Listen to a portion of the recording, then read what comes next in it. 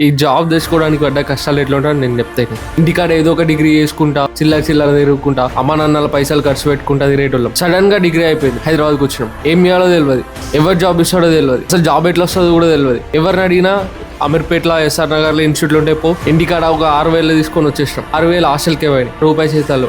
అరే ఇన్స్టిట్యూట్లలో పోతేనేమో 30,000 40,000 అడుగుతున్నారు. Friend on bike తీసుకొని స్విగ్గీలు, ర్యాపిడోలు తిరిగినాం. అందుకే అయినాయి సగం పైసలు. ఇట్లానో ఇన్స్టిట్యూట్ పైసలు కట్టాం.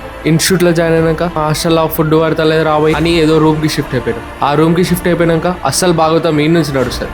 తినడానికి తిండి ఉండదు. ఆ పార్ట్ టైం ఈ పార్ట్ టైం అనుకుంటా చెయ్యని పార్ట్ టైంలోనే చేసినాం. ఆ డబ్బులను సేవ్ చేసుకుని ఇంటర్వ్యూలకు పోతే కొన్ని 100 సార్లు తినిపించుకున్నాడు. హ్యాపీడోకి ఛార్జెస్ కూడా లేవు మన దగ్గర. రూమ్ లో ఫుడ్ లేకపోతే కారం వేసుకొని తిన్న రోజులు రావి.